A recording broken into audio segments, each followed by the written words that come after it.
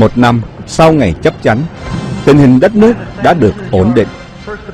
Tổng thống Ngô Đình Diệm đã dành cho hệ thống truyền hình quốc tế một cuộc phỏng vấn đặc biệt về lập trường của chính phủ Việt Nam Cộng Hòa đối với việc thực hiện Hiệp định Geneva. What is your opinion or your attitude towards these elections? Mr. Robinson, I have started my position on the so-called Thủ tướng Ngô Đình Diệm tuyên bố Việt Nam đã không ký kết vào Hiệp định Geneva nên không bị ràng buộc bởi hiệp định này, song vẫn trung thành với chính sách hòa bình và sẵn sàng tổ chức tổng tuyển cử nếu có thể tiến hành cuộc bầu cử tự do. But how can we expect to have free election in communist now Vietnam?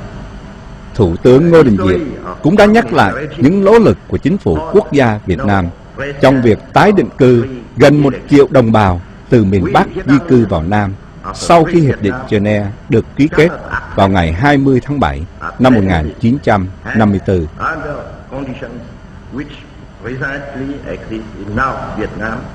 And we see no hope for any substantial change of those conditions.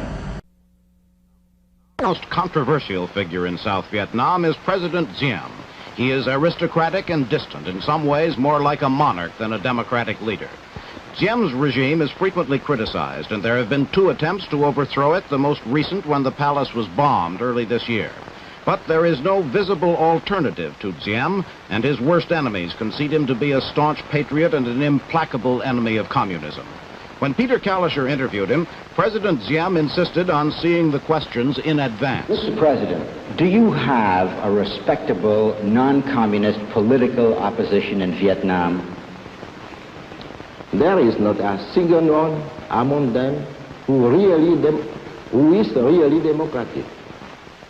These people of little interest, who talk of waging a war with ifs and buts, are of course very much appreciated by the communists and also by a certain sector of the Western press, which totally ignores the phenomenon of underdevelopment and which believes in a homogeneous world. Done in public relations, I think. There's no doubt about that. There was sort of a cult of the little fellow in the sharkskin suit and the little Mandarin who's going to stop the Reds. And there was a great many articles along this line, you know, sort of Ngo Dinh Diem, our man in Saigon. You have exemplified in your corner of the world patriotism of the highest order. You have brought to your great task of organizing your country the greatest of courage, the greatest of statesmanship, qualities that have aroused our admiration and make us indeed glad to welcome you. I thank you very much. Part of my involvement with Vietnam was to be active in founding the so-called American Friends of Vietnam, a private organization dedicated to the promotion of understanding, spread of information, and support of Diem. I was, in fact, more or less running the organization as chairman of the executive committee. The American Friends of Vietnam was a lobby group set up, I think, about 1955, really to lobby for the Ngo Dinh Diem regime in this country. And I think the particularly interesting thing about it was that it was so much of it, and so many of its more distinguished names were liberal names, people like Max Lerner and Arthur Schlesinger, a Senator John F. Kennedy, people like that.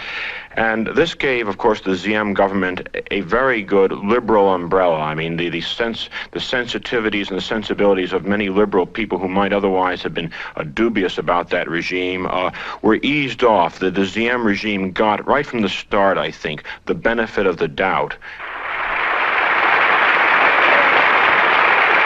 It is on the same plan that the interests of Vietnam are identical with the interest of the people of the free world. It is on this plan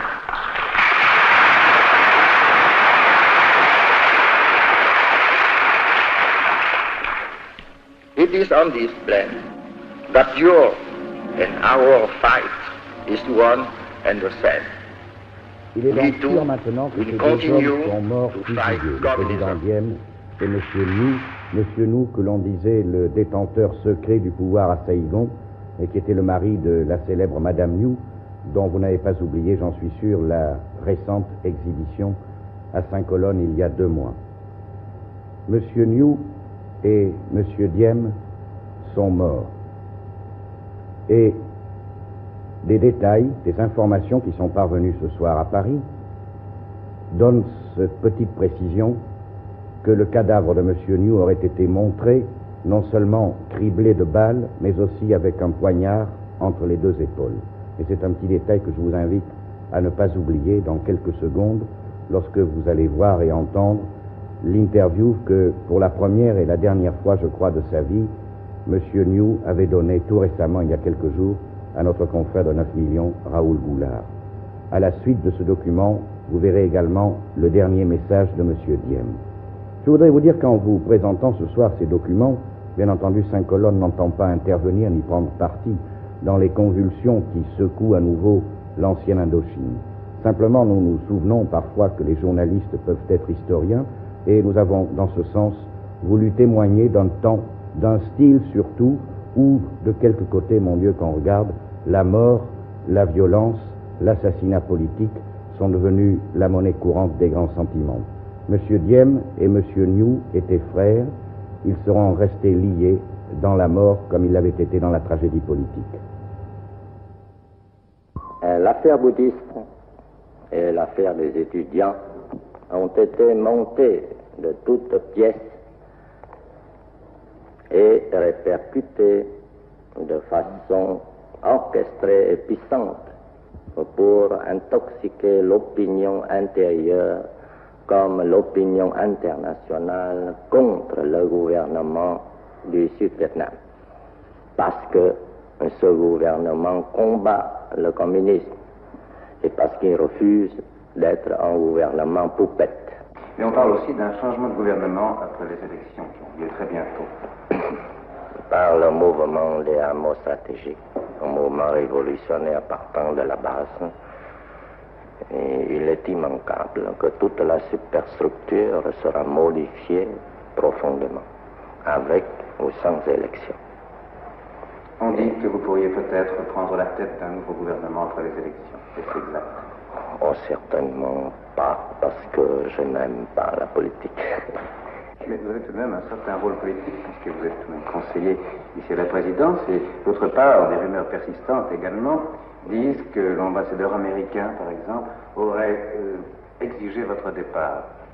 Je pense que tout cela est exagéré. Et tout cela, c'est de la polémique. Mais le hasard de la guerre et de la révolution m'ont placé dans une situation que je n'ai pas cherchée. Cela est certain. Et que si la situation va mieux, je me retirerai de la politique avec beaucoup de joie. J'aimerais vous poser une question plus personnelle encore, monsieur le conseiller. Votre famille et vous-même avez été violemment attaqués par la presse internationale et singulièrement par la presse américaine. Quelle est votre réponse à ces critiques? Je pense que ça dépend du point de vue. Des points de vue occidentaux, des occidentaux, parfois on voit les choses sous un autre jour. Monsieur le conseiller, vous êtes donc parfaitement insensible à toutes ces critiques, violentes parfois.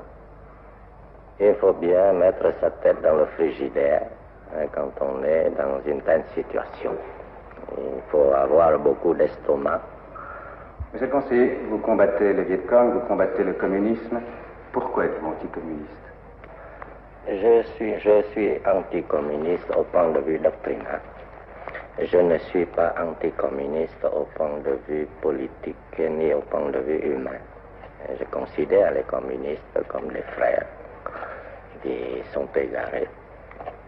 Et je ne suis pas du tout pour une croisade contre le communisme, parce que nous sommes un petit pays et nous ne demandons qu'à vivre en paix.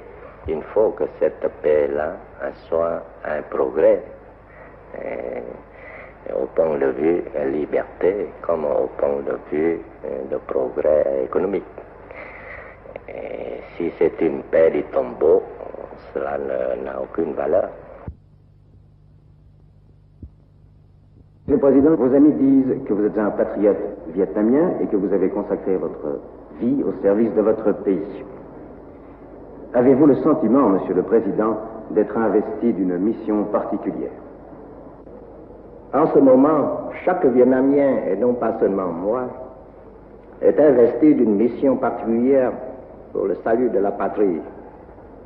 Je sais qu'il y a pas mal de Vietnamiens parmi les classes dirigeantes, ainsi que leurs enfants, qui refusent d'assumer ce destin total de la patrie et qui se contentent de travailler pour leur propre compte dans des secteurs très éloignés du front, qui en ont mauvaise conscience quand même, et qui cherchent à étouffer cette mauvaise conscience par des critiques, à justifier leur lâcheté et leur égoïsme par ces critiques, surtout quand ces critiques trouvent une oreille bienveillante dans la presse occidentale.